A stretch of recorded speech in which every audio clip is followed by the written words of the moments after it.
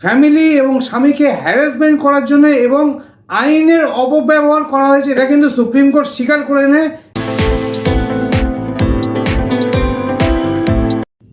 নমস্কার বন্ধুরা, আজকে আপনাদের যে ভিডিওটা আলোচনা করছি সে ভিডিওটা হচ্ছে একটা লেটেস্ট সুপ্রিম কোর্টের জাজমেন্টটা সেই ব্যাপারে, যদি কোনো স্ত্রী বিয়ের পরে জানতে পারে যে তার স্বামীর এডুকেশন, স্বামীর যা কোয়ালিফিকেশান এবং স্বামী যা কাজ করে, এছাড়া স্বামীর যদি কোনো রোগ থাকে, সেটা না জানিয়ে যদি কোনো মেয়েকে বিবাহের প্রস্তাব দিয়ে তাকে রাজি করানো হয় এবং তাকে যদি বিয়ে করা হয়, তাহলে পরবর্তীকালে সেই যে স্ত্রী বা ওয়াইফ স্বামী এবং স্বামীর পরিবারের এগেনস্টে কি কোনো কেস করতে পারে, সেই ব্যাপারটা নিয়ে কিন্তু আজকে আলোচনা।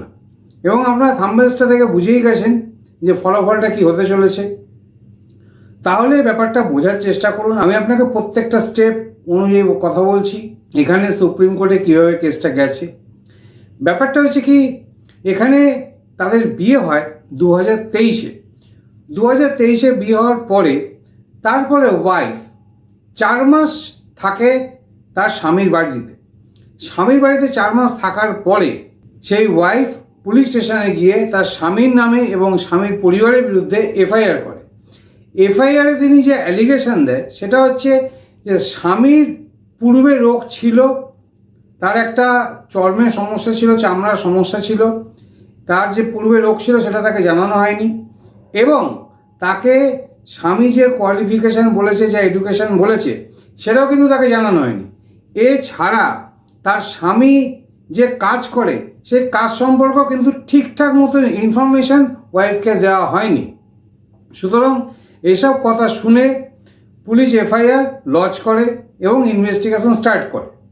এবারে এই যে কেসগুলো ওয়াইফ স্বামী এবং স্বামীর পরিবারের উপর দিল, তার জন্য স্বামীপক্ষ হাইকোর্টে যায় ক্রয়াশিংয়ের জন্য। আপনারা জানেন যে সিআরপিসি 482 অনুযায়ী হাইকোর্টেতে ক্রয়াশ করা যায় যে কোনো এফআইআর, যদি সেই এফআইআরের মধ্যে যদি কোনো রকম গলদ থাকে।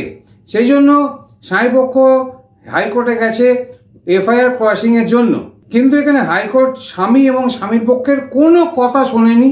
কোনো কথা না শুনে তাদের এফআইআরটা বহাল রাখে এবং তাদের এফআইআরটা কিন্তু খারিজ করে না, এবং স্ত্রী যেটা এফআইআর করেছিল সেটা কিন্তু বলবৎ রাখে স্বামী এবং স্বামীর পরিবারের ওপরে। এরপরে স্বামী যে স্টেপটা নেয় সেটা খুবই ভালো স্টেপ নেয়। সেটা হচ্ছে স্বামী হাইকোর্টের যে অর্ডারটা, সেই অর্ডারটা কিন্তু স্বামীপক্ষ সুপ্রিম কোর্টে চ্যালেঞ্জ করে। সুপ্রিম কোর্টে চ্যালেঞ্জ করার পরে ওয়াইফের যে অ্যালিগেশনগুলো দিয়েছে, স্বামীপক্ষ জানায় যে এই অ্যালিগেশনগুলো টোটালি কিন্তু ফলস অ্যালিগেশন। এবং আপনাদেরকে আমি সবসময় বলেছি যে আপনারা এভিডেন্স থেকে কাজ করবেন। এখানে ছেলেপক্ষ বা স্বামীপক্ষ প্রথমেই দেখায় যে বিয়ের কার্ডেতে পরিষ্কার লেখা আছে তার এডুকেশন সম্পর্কে, তিনি বিএসসি গ্র্যাজুয়েট, সুতরাং তার একটা মেডিকেল নলেজ মোটামুটি আছে। এখানে স্ত্রী বলে স্বামী নিজেকে জানিয়েছিল যে তিনি আই সার্জেন, কিন্তু তিনি কখনোই আই সার্জেন না। তিনি বিয়ের পরে জানতে পারেন তিনি একটা আই স্পেশালিস্ট, তিনি চোখের দেখাশুনো করেন। এটা কিন্তু ওয়াইফ পক্ষ বলে, কিন্তু স্বামীপক্ষ প্রথমেই বলে যে এখানে বিয়ের কার্ডেতে স্বামীর যে এডুকেশন বিএসসি গ্র্যাজুয়েট সেটা কিন্তু লেখা আছে। এরপরে যেটা এভিডেন্স হাতে পায় সুপ্রিম কোর্ট, সেটা হচ্ছে হোয়াটসঅ্যাপ চ্যাট। তাদের বিয়ের আগের যে হোয়াটসঅ্যাপ চ্যাটগুলো ছিল সেখানে পরিষ্কারভাবে ওয়াইফকে লেখা হয়েছে, ওয়াইফকে জানানো হয়েছে যে তার যে স্বামী হতে চলেছে তার চর্মের কোনো চামড়ার কোনো রোগ আছে এবং তিনি আই সার্জেন না, এবং তিনি একটা আই স্পেশালিস্ট, তিনি চোখের দেখাশুনো করেন। এটা কিন্তু হোয়াটসঅ্যাপেতে তিনি সবই লিখেছেন এবং তার ওয়াইফ কিন্তু আগে থেকে পূর্ব থেকেই জানতো। হোয়াটসঅ্যাপ চ্যাট থেকে কিন্তু সুপ্রিম কোর্ট এগুলো সব নির্ণয় করে। এখানে সুপ্রিম কোর্ট আর একটা ব্যাপার ভালো এভিডেন্স পায় যে যখন বিয়ে হয়েছিল তখন যিনি স্ত্রী ছিলেন সেই স্ত্রী কিন্তু নিজের মা বাবার এগেনস্টে গিয়ে বিয়ে করেছিল। তার মানে তাদের মধ্যে লাভ ম্যারেজ হয়েছিল। লাভ ম্যারেজ যখন হয় এটা সাধারণ ব্যাপার। লাভ ম্যারেজ যখন হয় তখন স্ত্রী স্বামীকে কিংবা স্বামী স্ত্রীকে মোটামুটি আগের থেকে সব কিছু তারা জানে, এটা সাধারণত হয়েই থাকে। সুতরাং এখানে পুরোপুরিভাবে ফ্যামিলি এবং স্বামীকে হ্যারাসমেন্ট করার জন্য এবং আইনের অপব্যবহার করা হয়েছে। এটা কিন্তু সুপ্রিম কোর্ট স্বীকার করে নেয় যে ওয়াইফ শুধুমাত্র এখানে স্বামীপক্ষ এবং স্বামীকে হ্যারাসমেন্ট করার জন্য এখানে স্টেপ নিয়েছে এবং আইনের অপব্যবহার করেছে। এটা কিন্তু সুপ্রিম কোর্ট ডেফিনেটলি বলে।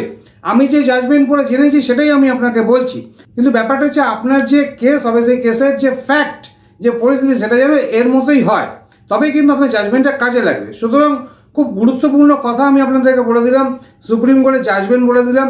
তারপরে সুপ্রিম কোর্ট করে কি, সিআরপিসি 482 অনুযায়ী স্ত্রী যে এফআইআরটা করেছিল সেটা পুরোপুরি ক্রসিং করে এবং স্বামী এখানে জয়লাভ করে, তার এফআইআরটা ক্রসিং হয়ে যায়, তিনি মুক্তি পেয়ে যান তার এফআইআর থেকে। সুতরাং আপনারা বুঝতে পারলেন এই জাজমেন্ট থেকে যে স্ত্রী কত বড় অন্যায় করেছে এবং ফ্যামিলি এবং স্বামীকে হ্যারাসমেন্ট করার জন্য আইনের অপব্যবহার করে তিনি কিরকম কাজটা করেছেন। সুতরাং সুপ্রিম কোর্টে এটা লেটেস্ট জাজমেন্ট। এবার আমি আপনাদের কথা বলে দিচ্ছি, আপনারা এই যে ভিডিওটা দেখলেন এখান থেকে আপনারা অবশ্যই জানতে পারলেন যে ফলস অ্যালিগেশন দিলে কি হয় এবং এভিডেন্স রাখাটা কতটা জরুরি, সেটাও কিন্তু আপনারা জানতে পারলেন। সুতরাং আশা করি ভিডিওটা আপনাদের ভালোই লেগেছে এবং আপনারা এখান থেকে অনেক কিছু শিখতে পারলেন।